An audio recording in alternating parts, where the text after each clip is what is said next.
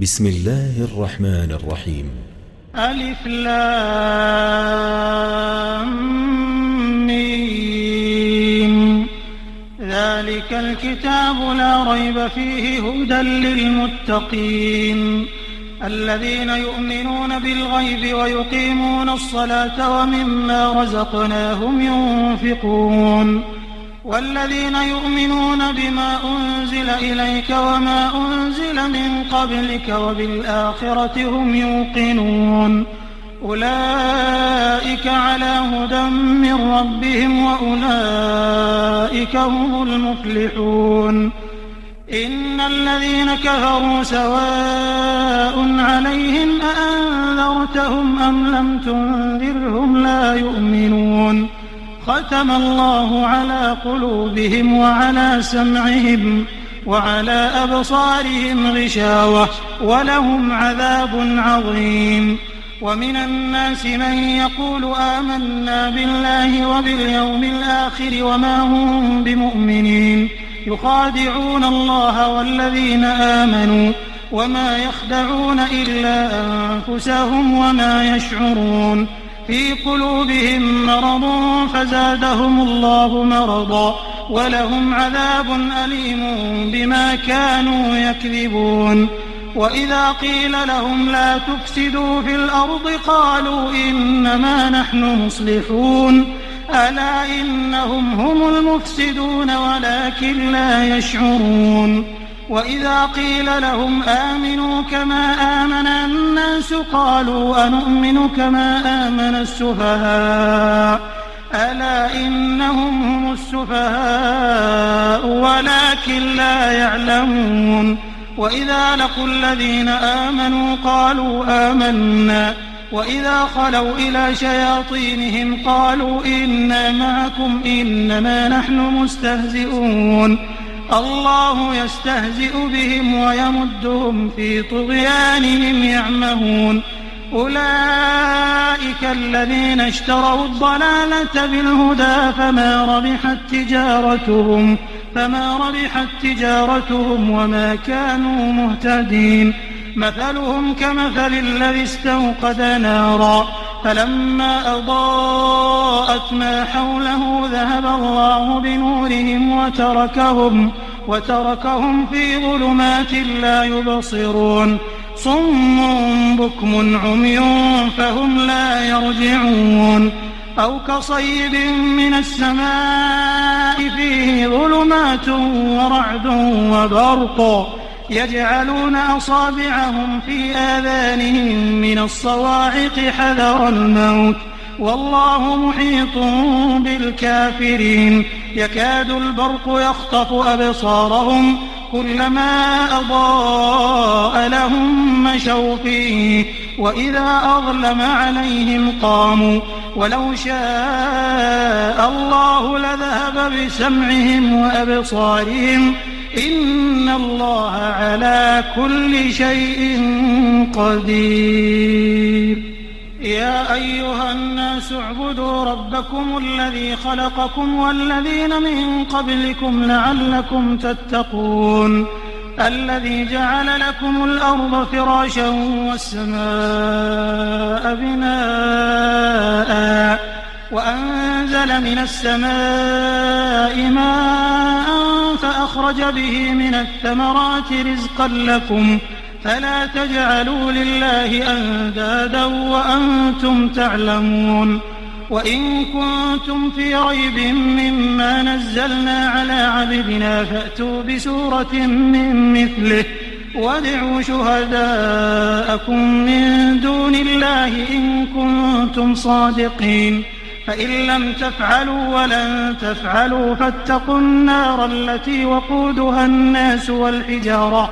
أعدت للكافرين. وبشر الذين آمنوا وعملوا الصالحات أن لهم جنات تجري من تحتها الأنهار كلما رزقوا منها من ثمرة رزقا قالوا هذا الذي رزقنا من قبل وأتوا به متشابها ولهم فيها أزواج مطهرة وهم فيها خالدون.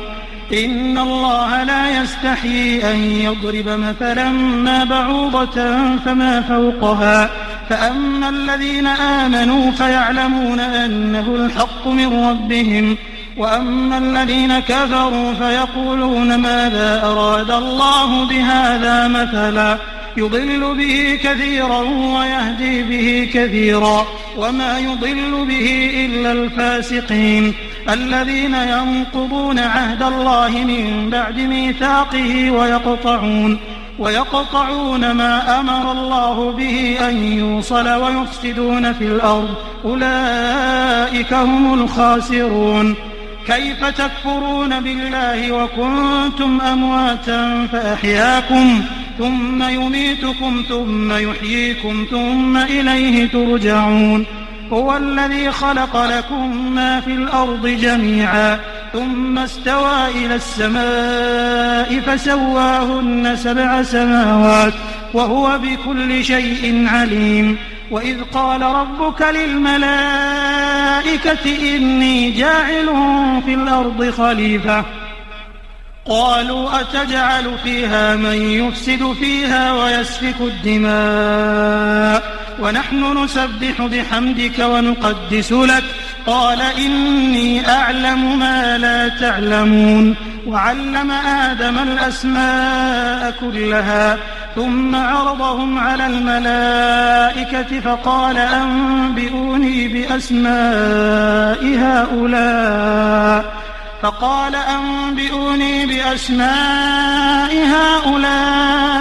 إن كنتم صادقين قالوا سبحانك لا علم لنا إلا ما علمتنا إنك أنت العليم الحكيم قال يا آدم أنبئهم بأسمائهم فلما أنبأهم بأسمائهم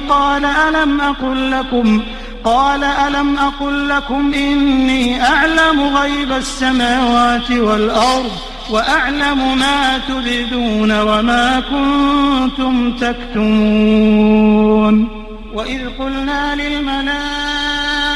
اسجدوا لآدم فسجدوا إلا إبليس أبى واستكبر وكان من الكافرين وقلنا يا آدم اسكن أنت وزوجك الجنة وكلا منها رغدا حيث شئتما ولا تقربا هذه الشجرة فتكونا من الظالمين فأزلهما الشيطان عنها فأخرجهما مما كانا فيه وقلنا اهبطوا بعضكم لبعض عدو ولكم في الأرض مستقر ومتاع إلى حين فتلقى آدم من ربه كلمات فتاب عليه إنه هو التواب الرحيم قلنا اهبطوا منها جميعا فإما يأتينكم مني هدى فمن تبع هداي فلا خوف عليهم ولا هم يحزنون والذين كفروا وكذبوا بآياتنا أولئك أصحاب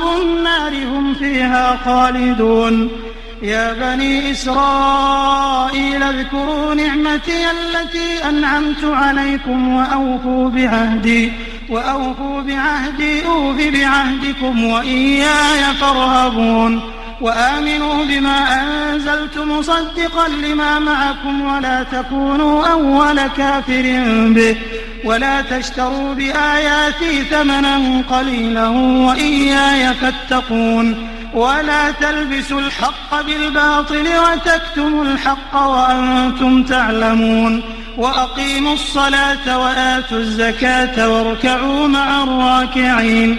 أتأمرون الناس بالبر وتنسون أنفسكم وأنتم تتلون الكتاب أفلا تعقلون واستعينوا بالصبر والصلاة وإنها لكبيرة إلا على الخاشعين الذين يظنون أنهم ملاقو ربهم وأنهم إليه راجعون يا بني إسرائيل اذكروا نعمتي التي أنعمت عليكم وأني فضلتكم على العالمين واتقوا يوما لا تجزي نفس عن نفس شيئا ولا يقبل منها شفاعة ولا يؤخذ منها عدل ولا هم ينصرون. وإذ نجيناكم من آل فرعون يسومونكم سوء العذاب يذبحون أبناءكم ويستحيون نساءكم وفي ذلكم بلاء من ربكم عظيم. وإذ فرقنا بكم البحر فأنجيناكم وأغرقنا آل فرعون وأنتم تنظرون. وإذ واعدنا موسى 40 ليلة ثم اتخذتم العجل من بعده وأنتم ظالمون ثم عفونا عنكم من بعد ذلك لعلكم تشكرون. وإذ آتينا موسى الكتاب والفرقان لعلكم تهتدون. وإذ قال موسى لقومه يا قوم إنكم ظلمتم أنفسكم باتخاذكم العجل فتوبوا إلى بارئكم فاقتلوا أنفسكم ذلكم خير لكم عند بارئكم فتاب عليكم إنه هو التواب الرحيم. وإذ قلتم يا موسى لن نؤمن لك حتى نرى الله جهرا فأخذتكم الصاعقة وأنتم تنظرون ثم بعثناكم من بعد موتكم لعلكم تشكرون. وظللنا عليكم الغمام وأنزلنا عليكم المن والسلوى كلوا من طيبات ما رزقناكم وما ظلمونا ولكن كانوا أنفسهم يظلمون. وإذ قلنا ادخلوا هذه القرية فكلوا منها حيث شئتم رغدا وادخلوا الباب سجدا وقولوا حطة نغفر لكم خطاياكم وسنزيد المحسنين. فبدل الذين ظلموا قولا غير الذي قيل لهم فأنزلنا على الذين ظلموا رجزا من السماء بما كانوا يفسقون. وإذ استسقى موسى لقومه فقلنا اضرب بعصاك الحجر فانفجرت منه 12 عينا قد علم كل أناس مشربهم كلوا واشربوا من رزق الله ولا تعثوا في الأرض مفسدين. وإذ قلتم يا موسى لن نصبر على طعام واحد فادع لنا ربك يخرج لنا مما تنبت الأرض من بقلها وقثائها وفومها وعدسها وبصلها قال أتستبدلون الذي هو أدنى بالذي هو خير اهبطوا مصرا فإن لكم ما سألتم وضربت عليهم الذلة والمسكنة وباءوا بغضب من الله ذلك بأنهم كانوا يكفرون بآيات الله ويقتلون النبيين بغير الحق ذلك بما عصوا وكانوا يعتدون. إن الذين آمنوا والذين هادوا والنصارى والصابئين من آمن بالله واليوم الآخر وعمل صالحا فلهم أجرهم عند ربهم ولا خوف عليهم ولا هم يحزنون. وإذ أخذنا ميثاقكم ورفعنا فوقكم الطور خذوا ما آتيناكم بقوة واذكروا ما فيه لعلكم تتقون ثم توليتم من بعد ذلك فلولا فضل الله عليكم ورحمته لكنتم من الخاسرين. ولقد علمتم الذين اعتدوا منكم في السبت فقلنا لهم كونوا قردة خاسئين فجعلناها نكالا لما بين يديها وما خلفها وموعظة للمتقين. وإذ قال موسى لقومه إن الله يأمركم أن تذبحوا بقرة قالوا أتتخذنا هزوا قال أعوذ بالله أن أكون من الجاهلين. قالوا ادع لنا ربك يبين لنا ما هي قال إنه يقول إنها بقرة لا فارض ولا بكر عوان بين ذلك فافعلوا ما تؤمرون قالوا ادع لنا ربك يبين لنا ما لونها قال إنه يقول إنها بقرة صفراء فاقع لونها تسر الناظرين قالوا ادع لنا ربك يبين لنا ما هي إن البقرة شابه علينا وإنا إن شاء الله لمهتدون قال إنه يقول إنها بقرة لا ذلول تثير الأرض ولا تسقي الحرث مسلمة لا شية فيها قالوا الآن جئت بالحق فذبحوها وما كادوا يفعلون وإذ قتلتم نفسا فادارأتم فيها والله مخرج ما كنتم تكتمون فقلنا اضربوه ببعضها كذلك يحيي الله الموتى ويريكم آياته لعلكم تعقلون ثم قست قلوبكم من بعد ذلك فهي كالحجارة أو أشد قسوة وإن من الحجارة لما يتفجر منه الأنهار وإن منها لما يشقق فيخرج منه الماء وإن منها لما يهبط من خشية الله وما الله بغافل عما تعملون أفتطمعون أن يؤمنوا لكم وقد كان فريق منهم يسمعون كلام الله ثم يحرفونه من بعد ما عقلوه وهم يعلمون وإذا لقوا الذين آمنوا قالوا آمنا وإذا خلا بعضهم إلى بعض قالوا أتحدثونهم بما فتح الله عليكم ليحاجوكم به عند ربكم أفلا تعقلون أولا يعلمون أن الله يعلم ما يسرون وما يعلنون ومنهم أميون لا يعلمون الكتاب إلا أماني وإن هم إلا يظنون فويل للذين يكتبون الكتاب بأيديهم ثم يقولون هذا من عند الله ليشتروا به ثمنا قليلا فويل لهم مما كتبت أيديهم وويل لهم مما يكسبون وقالوا لن تمسنا النار إلا أياما معدودة قل أتخذتم عند الله عهدا فلن يخلف الله عهده أم تقولون على الله ما لا تعلمون بلى من كسب سيئة وأحاطت به خطيئته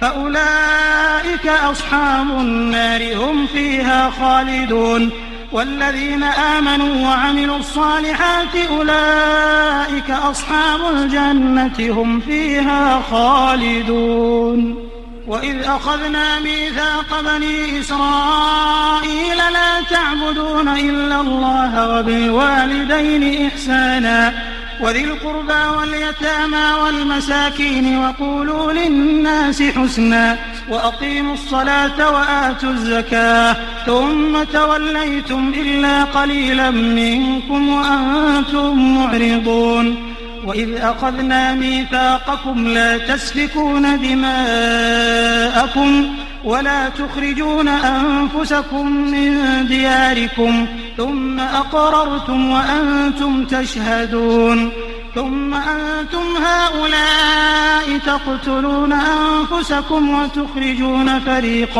وتخرجون فريقا منكم من ديارهم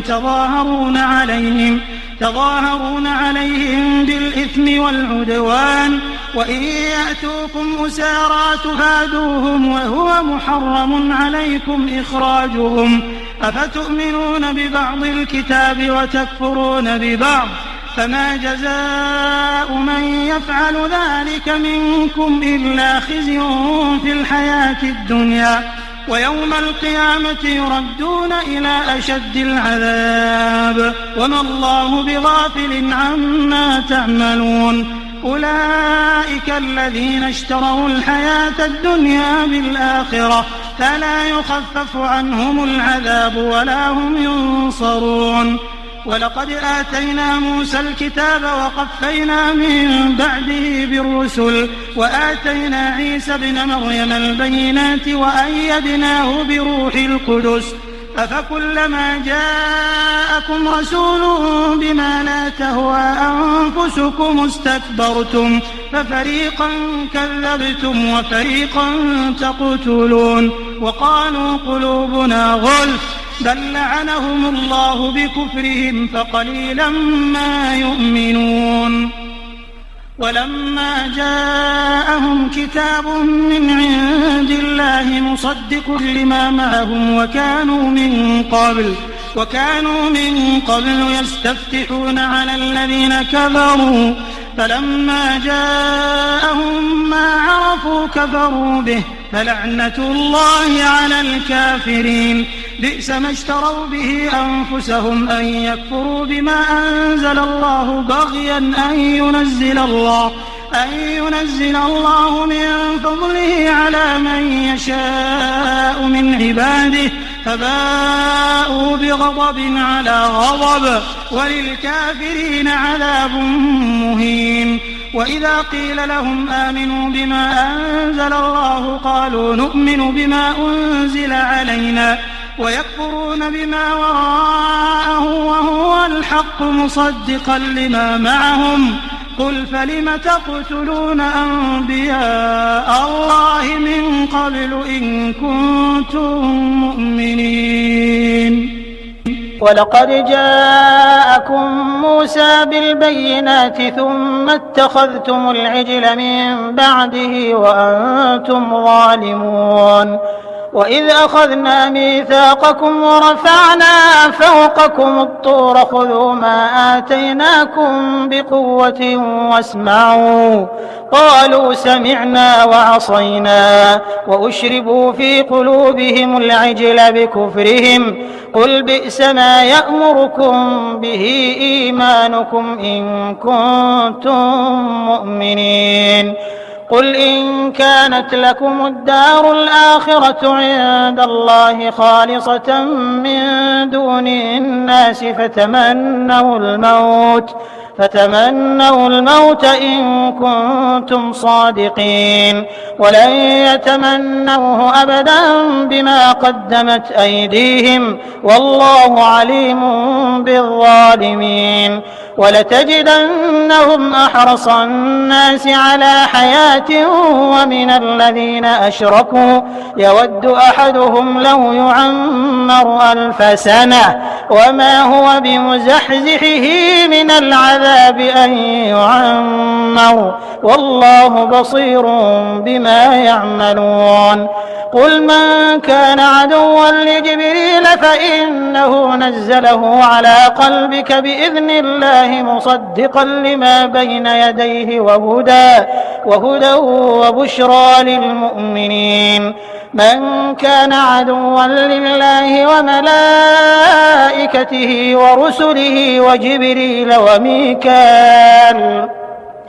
ورسله وجبريل وميكال فإن الله عدو للكافرين ولقد أنزلنا إليك آيات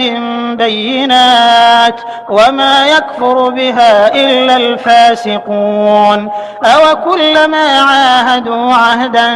نبذه فريق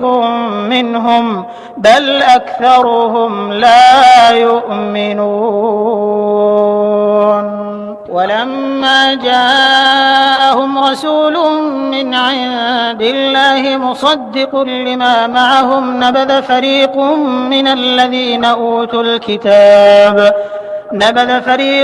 من الذين أوتوا الكتاب كتاب الله وراء ظهورهم كأنهم لا يعلمون واتبعوا ما تتلو الشياطين على ملك سليمان وما كفر سليمان ولكن الشياطين كفروا يعلمون الناس السحر وما أنزل على الملكين ببابل هاروت وماروت وما يعلمان من أحد حتى يقولا إنما نحن فتنة فيتعلمون منهما ما يفرقون به بين المرء وزوجه وما هم بضارين به من أحد إلا بإذن الله ويتعلمون ما يضرهم ولا ينفعهم ولقد علموا لمن اشتراه ما له في الآخرة من خلاق ولبئس ما شروا به أنفسهم لو كانوا يعلمون ولو أنهم آمنوا واتقوا لمثوبة من عند الله خير لو كانوا يعلمون يا أيها الذين آمنوا لا تقولوا راعنا وقولوا انظرنا واسمعوا وللكافرين عذاب أليم ما يود الذين كفروا من أهل الكتاب ولا المشركين أن ينزل عليكم من خير من ربكم والله يختص برحمته من يشاء والله ذو الفضل العظيم ما ننسخ من آية أو ننسها نأت بخير منها أو مثلها ألم تعلم أن الله على كل شيء قدير ألم تعلم أن الله له ملك السماوات والأرض وما لكم من دون الله من ولي ولا نصير أم تريدون أن تسألوا رسولكم كما سئل موسى من قبل ومن يتبدل الكفر بالإيمان فقد ضل سواء السبيل ود كثير من أهل الكتاب لو يردونكم من بعد إيمانكم كفارا حسدا من عند أنفسهم من بعد ما تبين لهم الحق فاعفوا واصفحوا حتى يأتي الله بأمره إن الله على كل شيء قدير وأقيموا الصلاة وآتوا الزكاة وما تقدموا لأنفسكم من خير تجدوه عند الله إن الله بما تعملون بصير وقالوا لن يدخل الجنة إلا من كان هودا أو نصارى تلك أمانيهم قل هاتوا برهانكم إن كنتم صادقين بلى من أسلم وجهه لله وهو محسن فله أجره عند ربه ولا خوف عليهم ولا هم يحزنون وقالت اليهود ليست النصارى على شيء وقالت النصارى ليست اليهود على شيء وهم يتلون الكتاب كذلك قال الذين لا يعلمون مثل قولهم فالله يحكم بينهم يوم القيامة فيما كانوا فيه يختلفون ومن أظلم ممن منع مساجد الله أن يذكر فيها اسمه وسعى في خرابها أولئك ما كان لهم أن يدخلوها إلا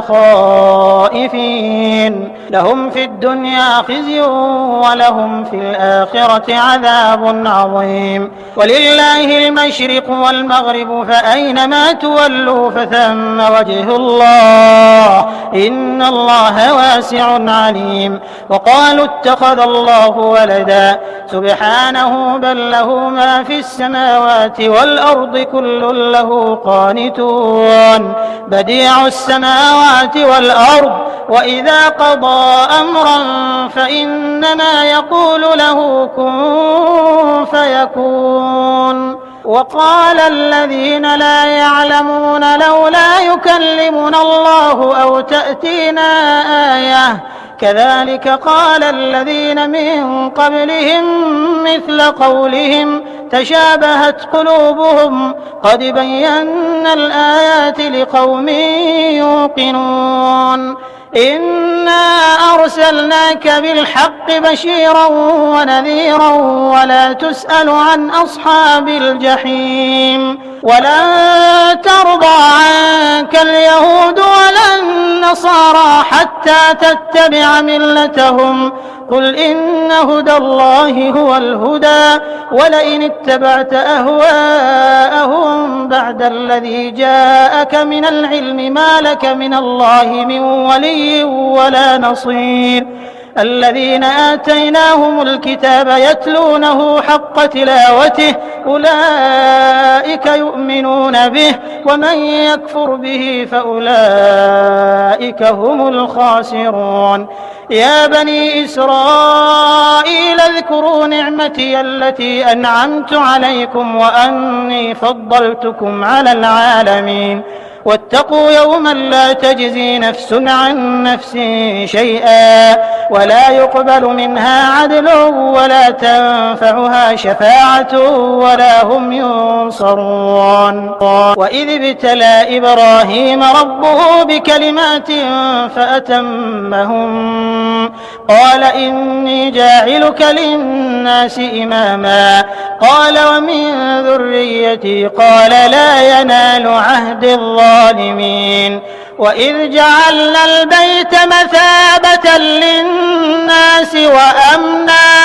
واتخذوا من مقام إبراهيم مصلى وعهدنا إلى إبراهيم وإسماعيل أن طهرا بيتي للطائفين والعاكفين والركع السجود وإذ قال إبراهيم رب اجعل هذا بلدا آمنا وارزق أهله من الثمرات من آمن منهم بالله واليوم الآخر قال ومن كفر فأمتعه قليلا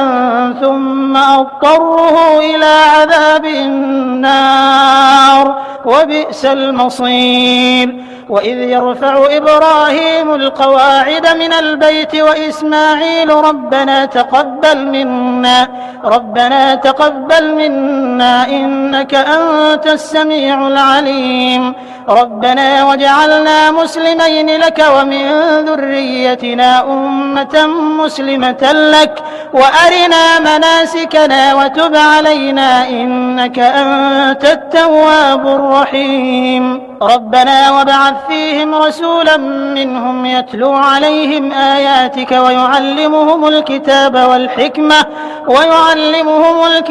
والحكمة ويزكيهم إنك أنت العزيز الحكيم ومن يرغب عن ملة إبراهيم إلا من سفه نفسه ولقد اصطفيناه في الدنيا وإنه في الآخرة لمن الصالحين إذ قال له ربه أسلم قال أسلمت لرب العالمين ووصى بها إبراهيم بنيه ويعقوب يا بني إن الله اصطفى لكم الدين فلا تموتن إلا وأنتم مسلمون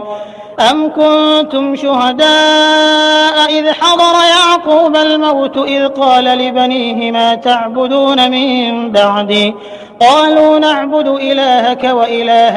آبائك إبراهيم وإسماعيل وإسحاق إلها واحدا ونحن له مسلمون تلك أمة قد خلت لها ما كسبت ولكم ما كسبتم ولا تسألون عما كانوا يعملون وقالوا كونوا هودا أو نصارى تهتدوا قل بل ملة إبراهيم حنيفا وما كان من المشركين قولوا آمنا بالله وما أنزل إلينا وما أنزل إلى إبراهيم وإسماعيل وإسحاق ويعقوب والأسباط وما أوتي موسى وعيسى وما أوتي النبيون من ربهم لا نفرق بين أحد منهم ونحن له مسلمون فإن آمنوا بمثل ما آمنتم به فقد اهتدوا وإن تولوا فإنما هم في شقاق فسيكفيكهم الله وهو السميع العليم صبغة الله ومن أحسن من الله صبغة ونحن له عابدون قل أتحاجوننا في الله وهو ربنا وربكم ولنا أعمالنا ولكم أعمالكم ونحن له مخلصون أم تقولون إن إبراهيم وإسماعيل وإسحاق ويعقوب والأسباط كانوا هودا أو نصارى قل أأنتم أعلم أم الله ومن أظلم ممن كتم شهادة عنده من الله وما الله بغافل عما تعملون تلك أمة قد خلت لها ما كسبت ولكم ما كسبتم ولا تسألون عما كانوا يعملون سيقول السفهاء من الناس ما ولاهم عن قبلتهم التي كانوا عليها قل لله المشرق والمغرب يهدي من يشاء إلى صراط مستقيم وكذلك جعلناكم أمة وسطا لتكونوا شهداء على الناس ويكون الرسول عليكم شهيدا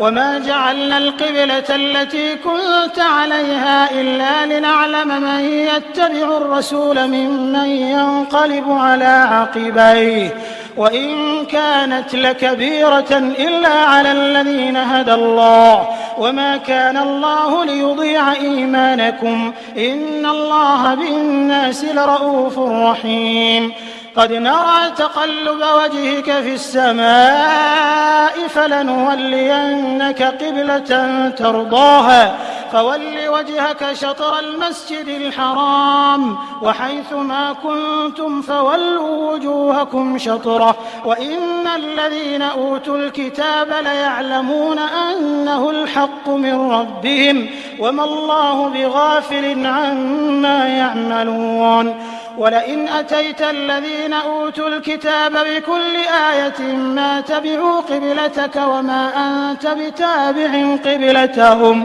وما بعضهم بتابع قبلة بعض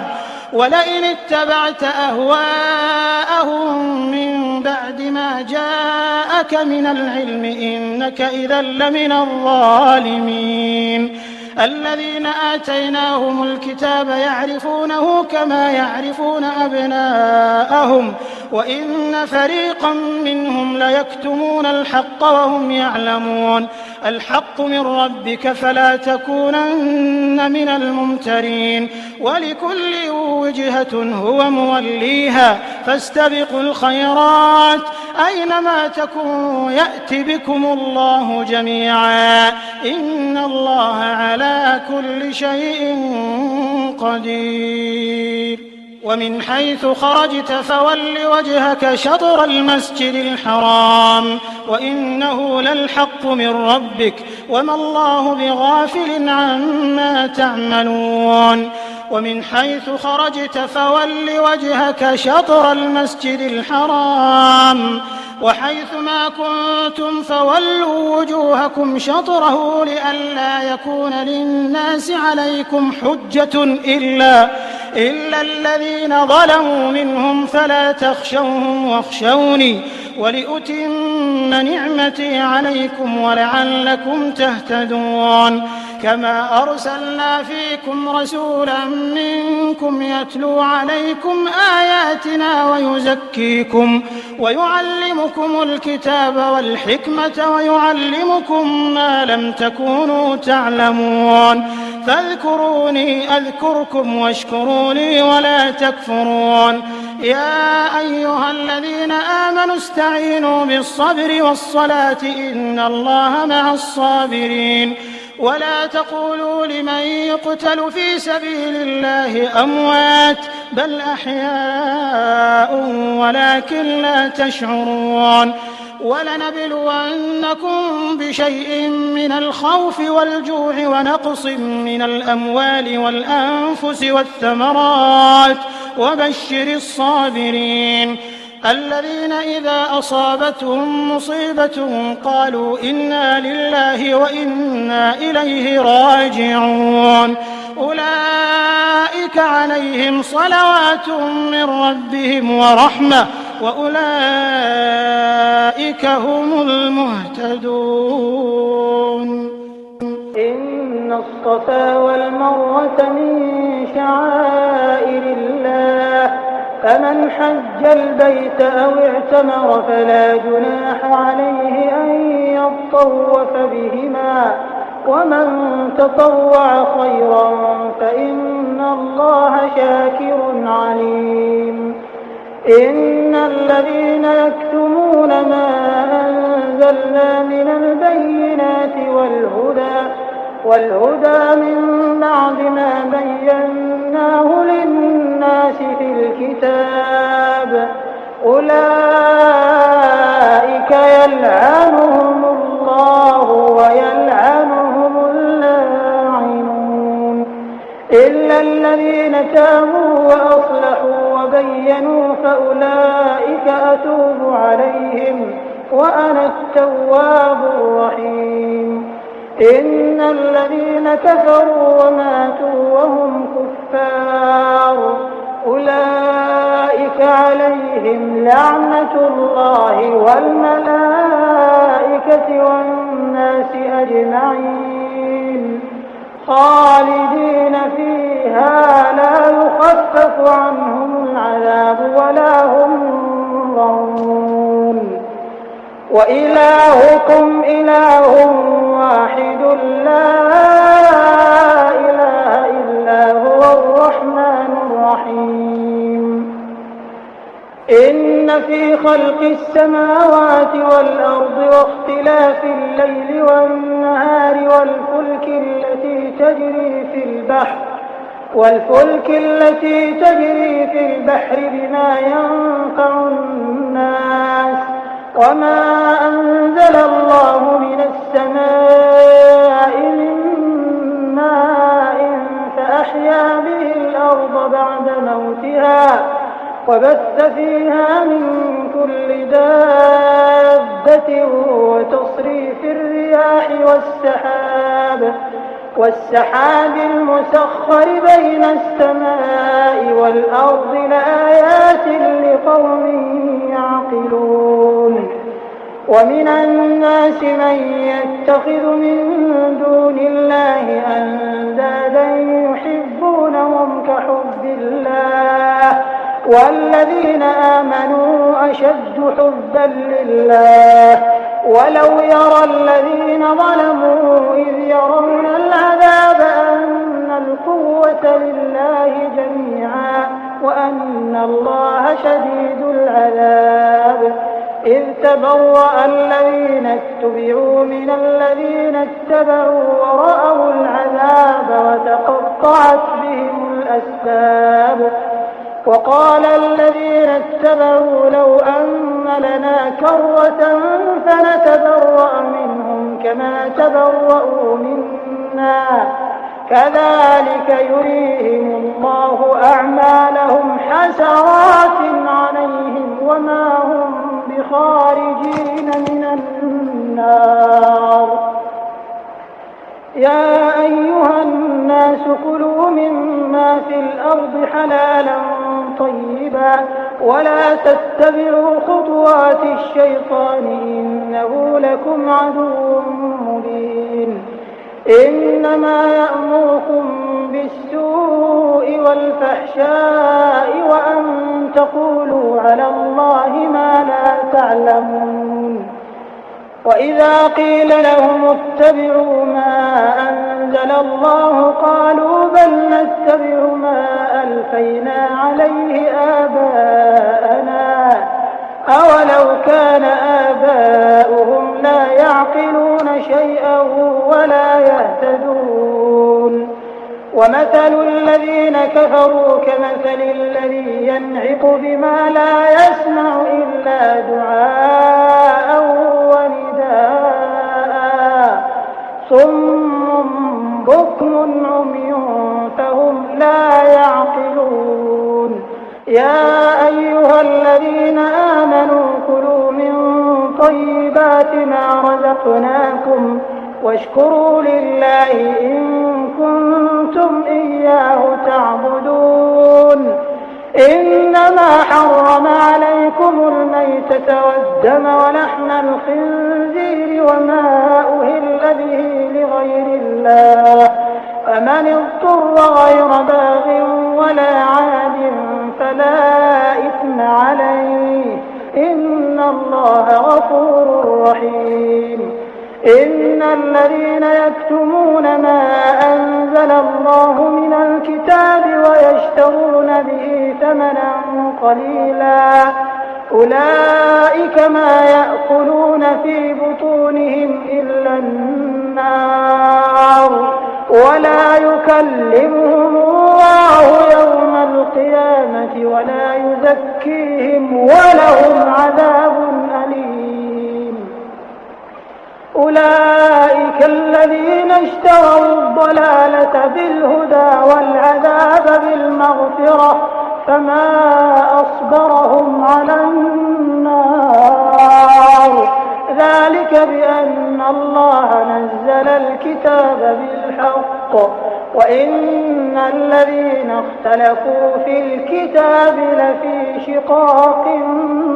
بعيد ليس البر أن تولوا وجوهكم قبل المشرق والمغرب ولكن البر من آمن بالله واليوم الآخر والملائكة والكتاب والنبيين وآتى المال على حبه ذوي القربى واليتامى والمساكين وابن السبيل والسائلين وفي الرقاب وأقام الصلاة وآتى الزكاة والموفون بعهدهم إذا عاهدوا والصابرين في البأساء والضراء وحين البأس أولئك الذين صدقوا وأولئك هم المتقون يا أيها الذين آمنوا كتب عليكم القصاص في القتلى الحر بالحر والعبد بالعبد والأنثى بالأنثى فمن عفي له من أخيه شيء فاتباع بالمعروف وأداء إليه بإحسان ذلك تخفيف من ربكم ورحمة فمن اعتدى بعد ذلك فله عذاب أليم ولكم في القصاص حياة يا أولي الألباب لعلكم تتقون كتب عليكم إذا حضر أحدكم الموت إن ترك خيرا الوصية للوالدين والأقربين بالمعروف حقا على المتقين فمن بدله بعدما سمعه فإنما إثمه على الذين يبدلونه إن الله سميع عليم فمن خاف من موص جنفا أو إثما فأصلح بينهم فلا إثم عليه إن الله غفور رحيم يا أيها الذين آمنوا كتب عليكم الصيام كما كتب على الذين من قبلكم لعلكم تتقون أياما معدودات فمن كان منكم مريضا أو على سفر فعدة من أيام أخر وعلى الذين يطيقونه فدية طعام مسكين فمن تطوع خيرا فهو خير له، وأن تصوموا خير لكم إن كنتم تعلمون. شهر رمضان الذي أنزل فيه القرآن هدى للناس وبينات من الهدى والفرقان، فمن شهد منكم الشهر فليصمه، ومن كان مريضا أو على سفر فعدة من أيام أخر، يريد الله بكم اليسر ولا يريد بكم العسر، ولتكملوا العدة ولتكبروا الله على ما هداكم ولعلكم تشكرون. وإذا سألك عبادي عني فإني قريب أجيب دعوة الداع إذا دعان، فليستجيبوا لي وليؤمنوا بي لعلهم يرشدون. أحل لكم ليلة الصيام الرفث إلى نسائكم، هن لباس لكم وأنتم لباس لهن، علم الله أنكم كنتم تختانون أنفسكم فتاب عليكم وعفى عنكم، فالآن باشروهن وابتغوا ما كتب الله لكم، وكلوا واشربوا حتى يتبين لكم الخيط الأبيض من الخيط الأسود من الفجر،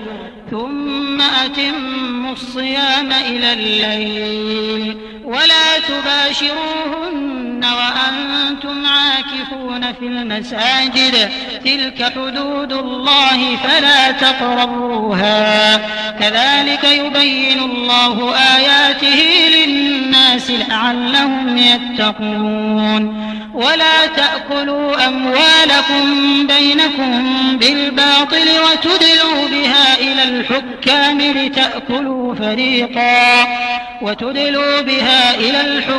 لتأكلوا فريقا من أموال الناس بالإثم وأنتم تعلمون. يسألونك عن الأهلة، قل هي مواقيت للناس والحج، وليس البر بأن تأتوا البيوت من ظهورها ولكن البر من اتقى، وأتوا البيوت من أبوابها واتقوا الله لعلكم تفلحون. وقاتلوا في سبيل الله الذين يقاتلونكم ولا تعتدوا،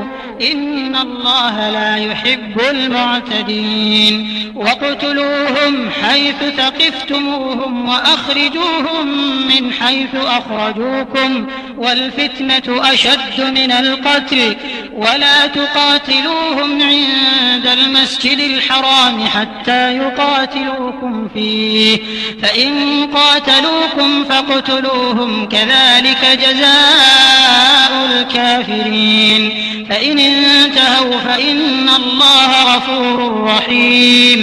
وقاتلوهم حتى لا تكون فتنة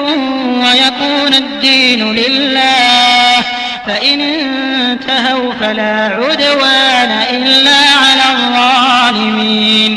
الشهر الحرام بالشهر الحرام والحرمات قصاص، فمن اعتدى عليكم فاعتدوا عليه بمثل ما اعتدى عليكم، واتقوا الله واعلموا أن الله مع المتقين. وأنفقوا في سبيل الله ولا تلقوا بأيديكم إلى التهلكة، وأحسنوا إن الله يحب المحسنين.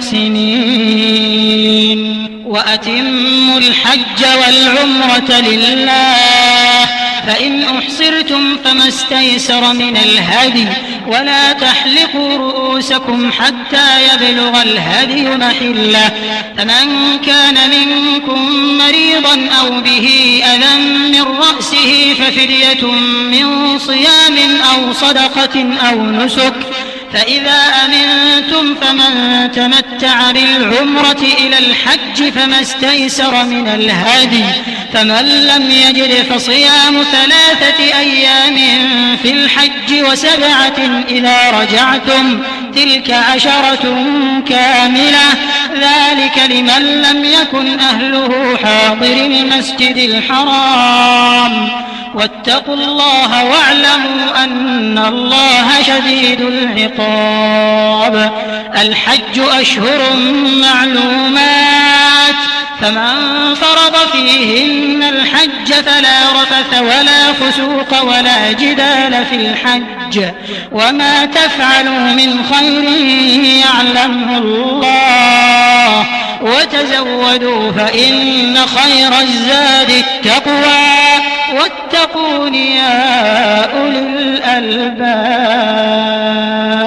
ليس عليكم جناح أن تبتغوا فضلا من ربكم فإذا أفضتم من عرفات فاذكروا الله عند المشعر الحرام واذكروه كما هداكم وإن كنتم من قبله لمن الضالين. ثم أفيضوا من حيث أفاض الناس واستغفروا الله إن الله غفور رحيم. فإذا قضيتم مناسككم فاذكروا الله كذكركم آباءكم أو أشد ذكرا فمن الناس من يقول ربنا آتنا في الدنيا وما له في الآخرة من خلاق ومنهم من يقول ربنا آتنا في الدنيا حسنة وفي الآخرة حسنة وقنا عذاب النار. أولئك لهم نصيب مما كسبوا والله سريع الحساب. واذكروا الله في أيام معدودات فمن تعجل في يومين فلا إثم عليه ومن تأخر فلا إثم عليه لمن اتقى واتقوا الله واعلموا أنكم إليه تحشرون. ومن الناس من يعجبك قوله في الحياة الدنيا ويشهد الله على ما في قلبه وهو ألد الخصام وإذا تولى سعى في الأرض ليفسد فيها ويهلك الحرث والنسل والله لا يحب الفساد. وإذا قيل له اتق الله أخذته العزة بالإثم فحسبه جهنم ولبئس المهاد. ومن الناس من يشري نفسه ابتغاء مرضات الله والله رؤوف بالعباد. يا أيها الذين آمنوا ادخلوا في السلم كافة ولا تتبعوا خطوات الشيطان إنه لكم عدو مبين. فإن زللتم من بعد ما جاءتكم البينات فاعلموا أن الله عزيز حكيم. هل ينظرون إلا أن يأتيهم الله في ظلل من الغمام والملائكة وقضي الأمر وإلى الله ترجع الأمور. سل بني إسرائيل كم آتيناهم من آية بينة ومن يبدل نعمة الله من بعد ما جاءته فإن الله شديد العقاب. زين للذين كفروا الحياة الدنيا ويسخرون من الذين آمنوا والذين اتقوا فوقهم يوم القيامة والله يرزق من يشاء بغير حساب. كان الناس أمة واحدة فبعث الله النبيين مبشرين ومنذرين وأنزل معهم الكتاب بالحق ليحكم بين الناس فيما اختلفوا فيه وما اختلف فيه إلا الذين أوتوه من بعد ما جاءتهم البينات بغيا بينهم فهدى الله الذين آمنوا لما اختلفوا فيه من الحق بإذنه والله يهدي من يشاء إلى صراط مستقيم. أم حسبتم أن تدخلوا الجنة ولما يأتكم مثل الذين خلوا من قبلكم مستهم البأساء والضراء وزلزلوا حتى يقول الرسول والذين آمنوا معه متى نصر الله ألا إن نصر الله قريب. يسألونك ماذا ينفقون قل ما أنفقتم من خير فللوالدين والأقربين واليتامى والمساكين وابن السبيل وما تفعلوا من خير فإن الله به عليم. كتب عليكم القتال وهو كره لكم وعسى أن تكرهوا شيئا وهو خير لكم وعسى أن تحبوا شيئا وهو شر لكم والله يعلم وأنتم لا تعلمون. يسألونك عن الشهر الحرام قتال فيه قل قتال فيه كبير وصد عن سبيل الله وكفر به والمسجد الحرام وإخراج أهله منه أكبر عند الله والفتنة أكبر من القتل ولا يزالون يقاتلونكم حتى يردوكم عن دينكم إن استطاعوا ومن يرتد منكم عن دينه فيمت وهو كافر فأولئك حبطت أعمالهم في الدنيا والآخرة وأولئك أصحاب النار هم فيها خالدون. إن الذين آمنوا والذين هاجروا وجاهدوا في سبيل الله أولئك يرجون رحمة الله والله غفور رحيم. يسألونك عن الخمر والميسر قل فيهما إثم كبير ومنافع للناس وإثمهما أكبر من نفعهما ويسألونك ماذا ينفقون قل العفو كذلك يبين الله لكم الآيات لعلكم تتفكرون في الدنيا والآخرة. ويسألونك عن اليتامى قل إصلاح لهم خير وإن تخالطوهم فإخوانكم والله يعلم المفسد من المصلح ولو شاء الله لأعنتكم إن الله عزيز حكيم. ولا تنكحوا المشركات حتى يؤمنوا ولأمة مؤمنة خير من مشركة ولو أعجبتكم ولا تنكحوا المشركين حتى يؤمنوا ولعبد مؤمن خير من مشرك ولو أعجبكم أولئك يدعون إلى النار والله يدعو إلى الجنة والمغفرة بإذنه ويبين آياته للناس لعلهم يتذكرون. ويسألونك عن المحيض قل هو أذى فاعتزلوا النساء في المحيض ولا تقربوهن حتى يطهرن فإذا تطهرن فأتوهن من حيث أمركم الله إن الله يحب التوابين ويحب المتطهرين. نساؤكم حرث لكم فأتوا حرثكم أنى شئتم وقدموا لأنفسكم واتقوا الله واعلموا أنكم ملاقوه وبشر المؤمنين. ولا تجعلوا الله عرضة لأيمانكم أن تبروا وتتقوا وتصلحوا بين الناس والله سميع عليم. لا يؤاخذكم الله باللغو في أيمانكم ولكن يؤاخذكم بما كسبت قلوبكم والله غفور حليم. للذين يؤلون من نسائهم تربص 4 أشهر فإن فاءوا فإن الله غفور رحيم وإن عزموا الطلاق فإن الله سميع عليم والمطلقات يتربصن بأنفسهن 3 قروء ولا يحل لهن أن يكتمن ما خلق الله في أرحامهن إن كن يؤمن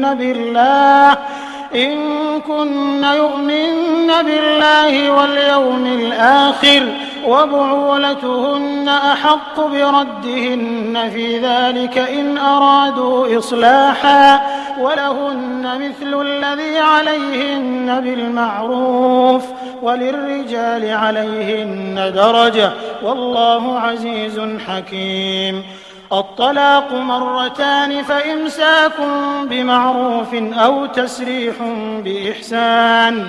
ولا يحل لكم أن تأخذوا مما آتيتموهن شيئا إلا أن يخافا ألا يقيما حدود الله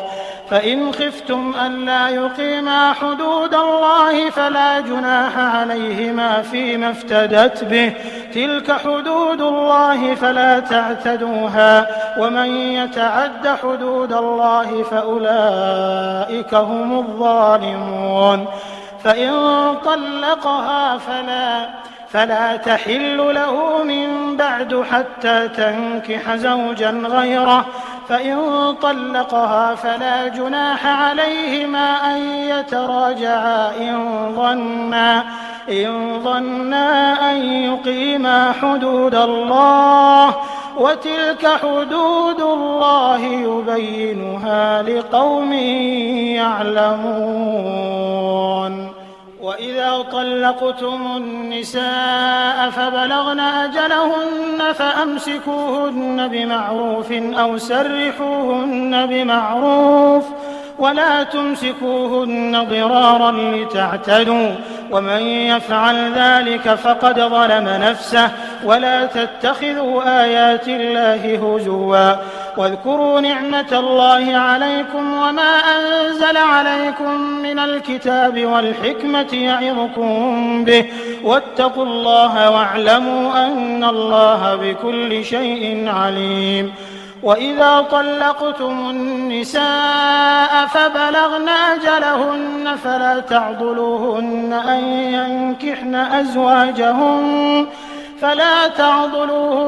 أن ينكحن أزواجهن إذا تراضوا بينهم بالمعروف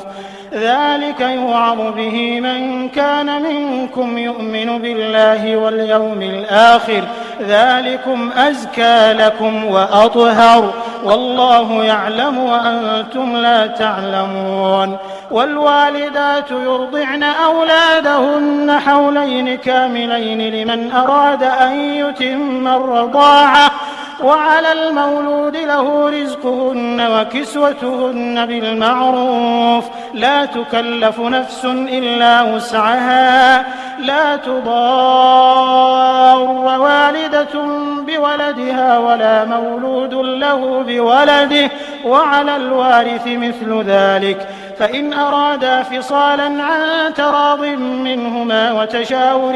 فلا جناح عليهما وإن أردتم أن تسترضعوا أولادكم فلا جناح عليكم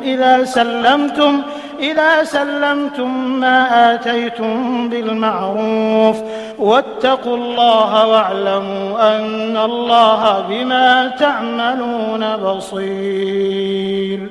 والذين يتوفون منكم ويذرون أزواجا يتربصن بأنفسهن 4 أشهر و10 فإذا بلغن أجلهن فلا جناح عليكم فيما فعلن في أنفسهن بالمعروف والله بما تعملون خبير. ولا جناح عليكم فيما عرضتم به من خطبة النساء أو أكننتم في أنفسكم علم الله أنكم ستذكرونهن ولكن لا تواعدوهن سرا إلا أن تقولوا قولا معروفا ولا تعزموا عقدة النكاح حتى يبلغ الكتاب أجله واعلموا أن الله يعلم ما في أنفسكم فاحذروه واعلموا أن الله غفور حليم. لا جناح عليكم إن طلقتم النساء ما لم تمسوهن أو تفرضوا لهن فريضة ومتعوهن على الموسع قدره وعلى المقتر قدره متاعا بالمعروف حقا على المحسنين. وإن طلقتموهن من قبل أن تمسوهن وقد فرضتم لهن فريضة فنصف ما فرضتم إلا أن يعفون أو يعفو الذي بيده عقدة النكاح وأن تعفوا أقرب للتقوى ولا تنسوا الفضل بينكم إن الله بما تعملون بصير. حافظوا على الصلوات والصلاة الوسطى وقوموا لله قانتين. فإن خفتم فرجالا أو ركبانا فإذا أمنتم فاذكروا الله كما علمكم ما لم تكونوا تعلمون. والذين يتوفون منكم ويذرون أزواجا وصية لأزواجهم متاعا إلى الحول غير إخراج فإن خرجن فلا جناح عليكم فيما فعلن في أنفسهن من معروف والله عزيز حكيم. وللمطلقات متاع بالمعروف حقا على المتقين كذلك يبين الله لكم آياته لعلكم تعقلون. ألم تر إلى الذين خرجوا من ديارهم وهم ألوف حذر الموت فقال لهم الله موتوا ثم أحياهم إن الله لذو فضل على الناس ولكن أكثر الناس لا يشكرون. وقاتلوا في سبيل الله واعلموا أن الله سميع عليم. من ذا الذي يقرض الله قرضا حسنا فيضاعفه له أضعافا كثيرة والله يقبض ويبسط وإليه ترجعون. ألم تر إلى الملأ من بني إسرائيل من بعد موسى إذ قالوا لنبي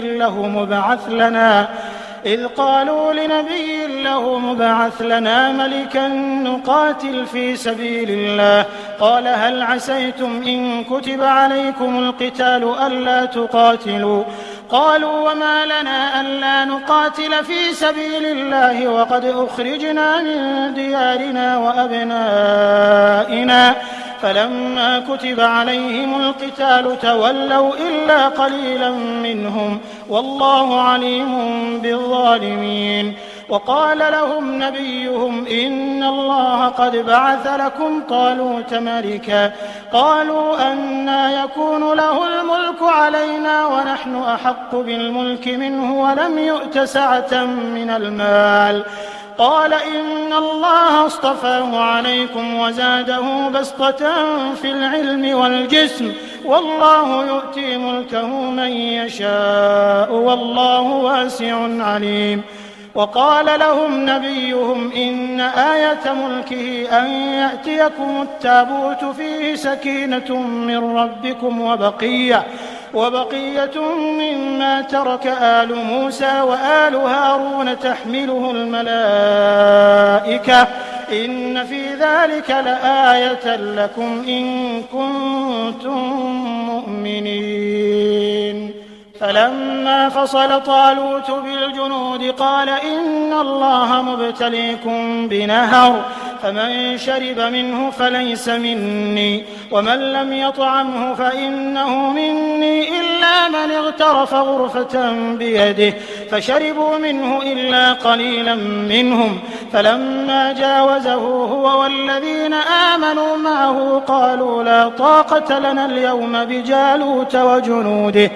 قال الذين يظنون أنهم ملاقو الله كم من فئة قليلة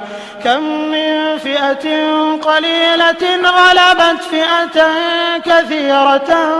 بإذن الله والله مع الصابرين ولما برزوا لجالوت وجنوده قالوا ربنا أفرغ علينا صبرا وثبت أقدامنا وانصرنا على القوم الكافرين فهزموهم بإذن الله وقتل داود جالوت وآتاه الله الملك والحكمة وعلمه مما يشاء ولولا دفع الله الناس بعضهم ببعض لفسدت الأرض ولكن الله ذو فضل على العالمين تلك آيات الله نتلوها عليك بالحق وإنك لمن المرسلين تلك الرسل فضلنا بعضهم على بعض منهم من كلم الله ورفع بعضهم درجات وآتينا عيسى ابن مريم البينات وأيدناه بروح القدس ولو شاء الله ما اقتتل الذين من بعدهم من بعد ما جاءتهم البينات ولكن اختلفوا فمنهم من آمن ومنهم من كفر ولو شاء الله ما اقتتلوا ولكن الله يفعل ما يريد يا أيها الذين آمنوا أنفقوا مما رزقناكم من قبل أن يأتي يوم لا بيع فيه ولا خلة ولا شفاعة والكافرون هم الظالمون الله لا إله إلا هو الحي القيوم لا تأخذه سنة ولا نوم له ما في السماوات وما في الأرض من ذا الذي يشفع عنده إلا بإذنه يعلم ما بين أيديهم وما خلفهم ولا يحيطون بشيء من علمه إلا بما شاء وسع كرسيه السماوات والأرض ولا يؤوده حفظهما وهو العلي العظيم لا إكراه في الدين قد تبين الرشد من الغي فمن يكفر بالطاغوت ويؤمن بالله فقد استمسك بالعروة الوثقى لا انفصام لها والله سميع عليم الله ولي الذين آمنوا يخرجهم من الظلمات إلى النور والذين كفروا أولياؤهم الطاغوت يخرجونهم من النور إلى الظلمات أولئك أصحاب النار هم فيها خالدون ألم تر إلى الذي حاج إبراهيم في ربه أن آتاه الله الملك إذ قال إبراهيم ربي الذي يحيي ويميت قال أنا أحيي وأميت قال إبراهيم فإن الله يأتي بالشمس من المشرق فأت بها من المغرب فبهت الذي كفر والله لا يهدي القوم الظالمين أو كالذي مر على قرية وهي خاوية على عروشها قال أنى يحيي هذه الله بعد موتها فأماته الله 100 عام ثم بعثه قال كم لبثت قال لبثت يوما أو بعض يوم قال بل لبثت 100 عام فانظر إلى طعامك وشرابك لم يتسنه وانظر إلى حمارك ولنجعلك آية للناس وانظر إلى العظام كيف ننشزها ثم نكسوها لحما فلما تبين له قال أعلم أن الله على كل شيء قدير. وإذ قال إبراهيم رب أرني كيف تحيي الموتى قال أولم تؤمن قال بلى ولكن ليطمئن قلبي قال فخذ 4 من الطير فصرهن إليك ثم اجعل على كل جبل منهن جزءا ثم ادعهن يأتينك سعيا واعلم أن الله عزيز حكيم. مثل الذين ينفقون أموالهم في سبيل الله كمثل حبة أنبتت 7 سنابل في كل سنبلة 100 حبة والله يضاعف لمن يشاء والله واسع عليم. الذين ينفقون أموالهم في سبيل الله ثم لا يتبعون ما أنفقوا منا ولا أذى لهم أجرهم عند ربهم ولا خوف عليهم ولا هم يحزنون. قول معروف ومغفرة خير من صدقة يتبعها أذى والله غني حليم. يا أيها الذين آمنوا لا تبطلوا صدقاتكم بالمن والأذى كالذي ينفق ماله رئاء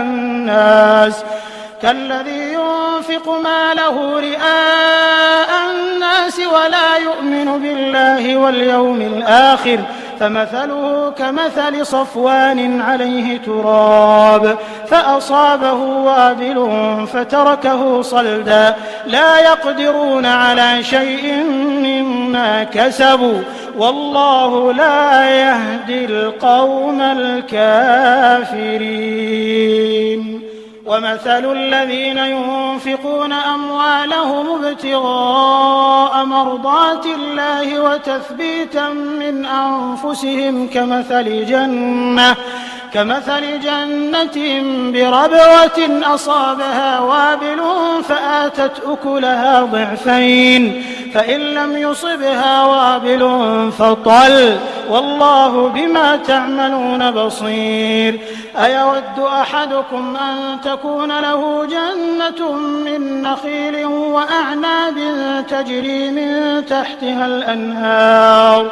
له فيها من كل الثمرات وأصابه الكبر وله ذرية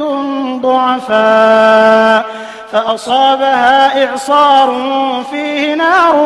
فاحترقت كذلك يبين الله لكم الآيات لعلكم تتفكرون.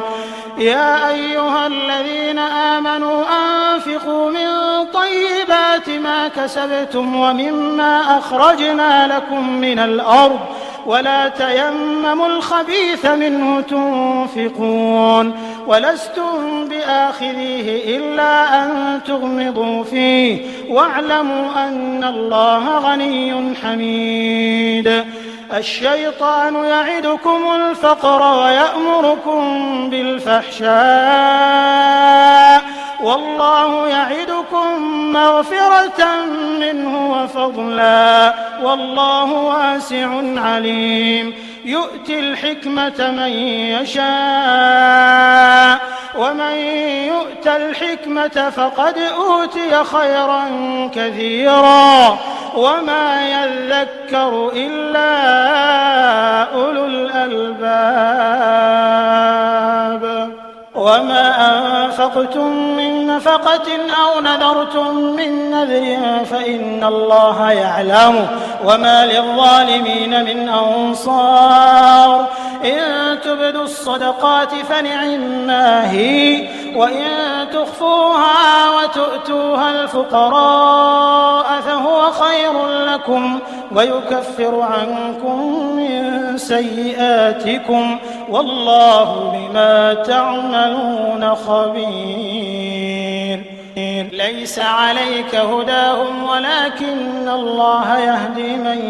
يشاء وما تنفقوا من خير فلأنفسكم وما تنفقون إلا ابتغاء وجه الله وما تنفقوا من خير يوفى إليكم وأنتم لا تظلمون. للفقراء الذين أحصروا في سبيل الله لا يستطيعون ضربا في الأرض يحسبهم الجاهل أغنياء من التعفف تعرفهم بسيماهم لا يسألون الناس إلحافا وما تنفقوا من خير فإن الله به عليم. الذين ينفقون أموالهم بالليل والنهار سرا وعلانية فلهم أجرهم عند ربهم ولا خوف عليهم ولا هم يحزنون. الذين يأكلون الربا لا يقومون إلا كما يقوم الذي يتخبطه الشيطان من المس ذلك بأنهم قالوا إنما البيع مثل الربا وأحل الله البيع وحرم الربا فمن جاءه موعظة من ربه فانتهى فله ما سلف وأمره إلى الله ومن عاد فأولئك أصحاب النار هم فيها خالدون. يمحق الله الربا ويربي الصدقات والله لا يحب كل كفار أثيم. إن الذين آمنوا وعملوا الصالحات وأقاموا الصلاة وآتوا الزكاة لهم أجرهم عند ربهم ولا خوف عليهم ولا هم يحزنون. يا أيها الذين آمنوا اتقوا الله وذروا ما بقي من الربا إن كنتم مؤمنين فإن لم تفعلوا فأذنوا بحرب من الله ورسوله وإن تبتم فلكم رؤوس أموالكم لا تظلمون ولا تظلمون. وإن كان ذو عسرة فنظرة إلى ميسرة وأن تصدقوا خير لكم إن كنتم تعلمون. واتقوا يوما ترجعون فيه إلى الله ثم توفى كل نفس ما كسبت وهم لا يظلمون. يا أيها الذين آمنوا إذا تداينتم بدين إلى أجل مسمى فاكتبوه وليكتب بينكم كاتب بالعدل ولا يأب كاتب أن يكتب كما علمه الله فليكتب وليملل الذي عليه الحق وليتق الله ربه ولا يبخس منه شيئا فإن كان الذي عليه الحق سفيها أو ضعيفا أو لا يستطيع أن يمله فليملل وليه بالعدل واستشهدوا شهيدين من رجالكم فإن لم يكونا رجلين فرجل وامرأتان ممن ترضون من الشهداء أن تضل إحداهما فتذكر إحداهما الأخرى ولا يأبى الشهداء إذا ما دعوا ولا تسأموا أن تكتبوه صغيرا أو كبيرا إلى أجله ذلكم أقسط عند الله وأقوم للشهادة وأدنى ألا ترتابوا إلا أن